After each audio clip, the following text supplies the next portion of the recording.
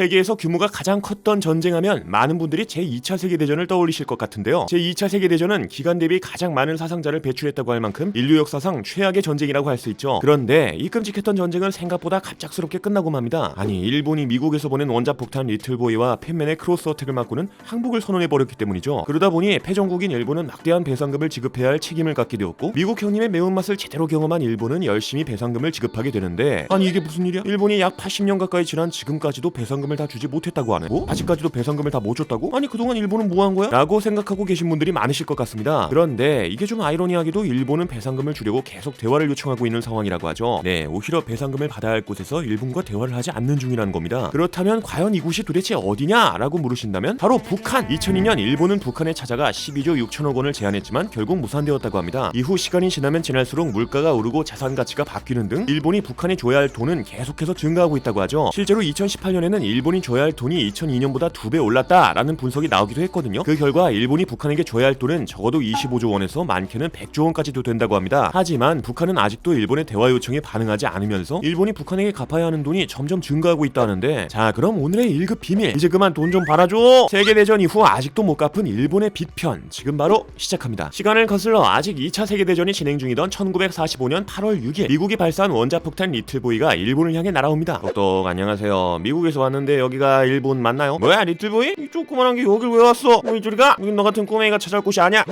지금 저한테 소리친 거예요? 아 열받네. 작은 고추가 맵다 시전하겠습니다. 어라 이게 뭐야? 뭐 이런 식으로 리틀보이는 히로시마에 떨어졌고 그 결과는 아주 참담했다고 하죠. 그리고 일본이 리틀보이 한 발로 아주 난리가 나버린 상황에서 미국은 크리티컬 펀치를 날리는데요. 1945년 8월 9일에 팬맨이란 녀석을 나가사키에 투하시켜버린 거야. 결국 미국의 클라스를 몸소 체험한 일본은 그대로 녹다운을 당하고 말았습니다. 그렇게 인류 역사상 최악의 전쟁이라고 할 수 있는 제2차 세계대전도 끝이 나게 되었죠. 그런데 제1차 세계대전 때도 그렇고 그 전에 있었던 다른 전쟁들도 그렇고 전쟁이 끝나면 패전국들은 어마무시한 배상금을 지불하는 아주 역사 깊은 전통이 있잖아요. 당연히 제2차 세계대전이 끝나고 난 이후 패전국들도 배상금을 지불하기 시작했습니다. 먼저 제2차 세계대전의 시작이라고 할 수 있는 독일만 해도 엄청난 배상금을 낸 것으로 알려져 있죠. 독일은 전쟁을 일으킨 것에 대해 여기 와서 굽신거리고 저기 가서는 싹싹 빌고 하면서 지속적인 사과와 배상을 해왔는데요. 독일은 배상금 지급에 있어서 진짜로 진심이었다고 하죠. 실제로 1948년에 유대인들이 이스라엘을 건국하고 독일에 배상을 요구하는 일이 있었습니다. 독일은 이때 당연하다는 듯 쏘 쿨하게 돈을 지급하기로 결정했고 1952년 독일과 이스라엘은 룩셈부르크에서 협정을 체결하게 되죠. 그 결과 이스라엘 정부에는 30억 마르크, 유대인 배상요구 연합회는 4억 5천만 마르크를 10여 년에 걸쳐 지급했다고 합니다. 이 마르크라는 것은 예전에 독일이 사용하던 화폐 단위인데 1마르크당 약 700원 정도라고 합니다. 그러니까 이스라엘 정부와 유대인 배상요구 연합회에 각각 2조 1천억 원과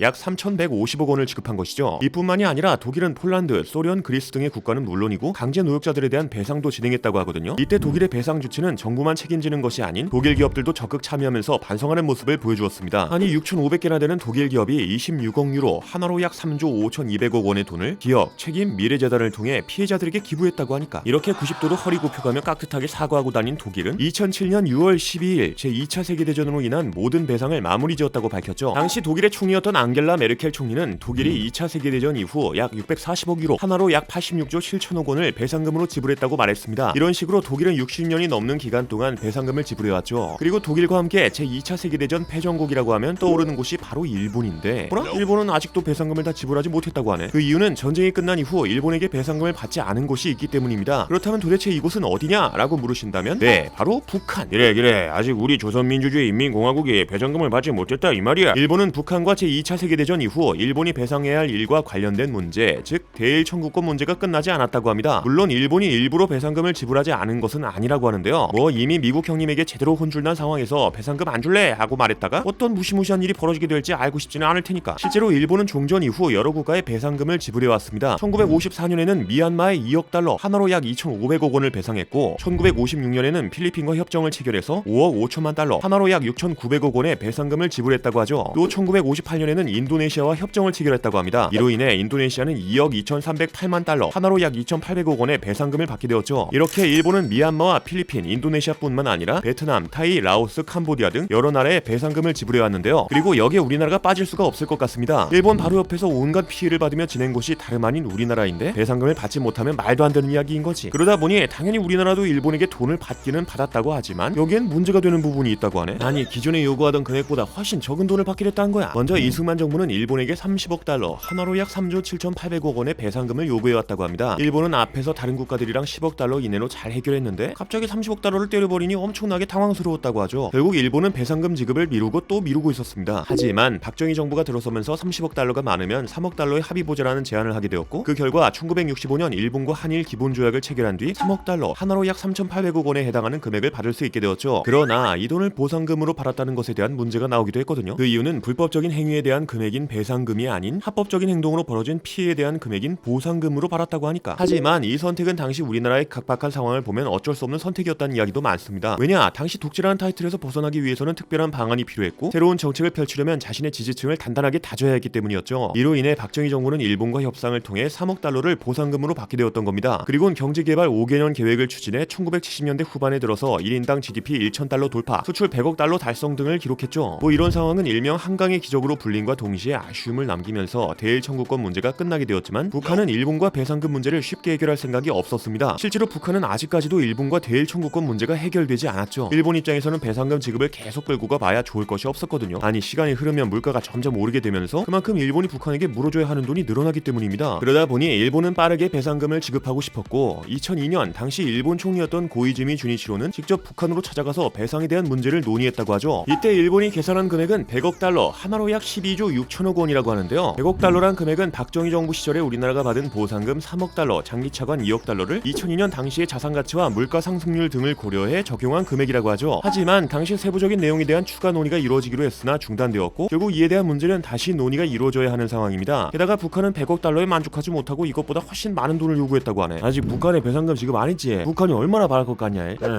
아무래도 50억 달러 정도면 되지 않겠냐 됐어. 솔직히 100억 달러는 좀 많았다 됐어.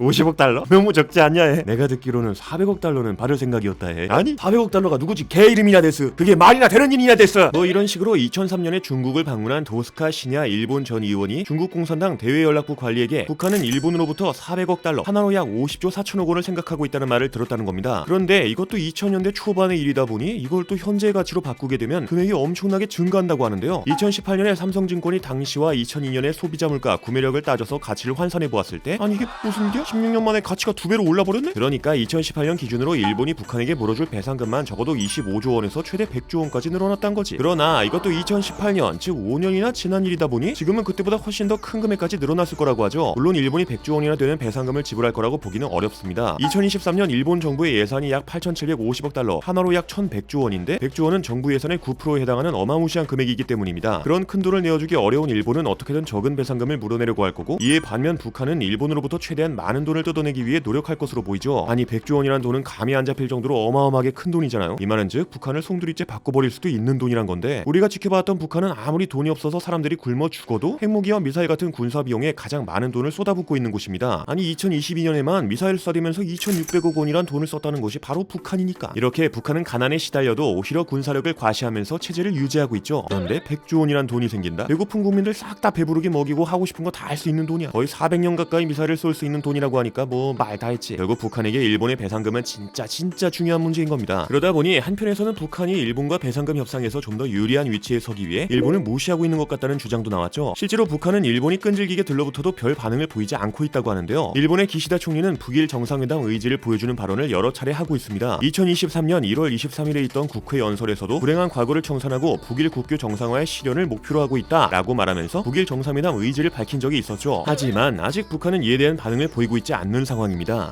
이렇게 서로 밀고 당기고만 있는 북한과 일본의 배상금 문제가 과연 어떻게 끝나게 될지 지켜봐야 할 것 같네요. 자, 그럼 북한이 얼마나 많은 돈을 받게 될지 궁금함을 느끼면서 오늘의 1급 비밀 마치도록 하겠습니다. 다음에 또 다른 이야기를 담은 서류 1급 비밀 파일을 들고 다시 찾아오도록 하겠습니다. 감사합니다.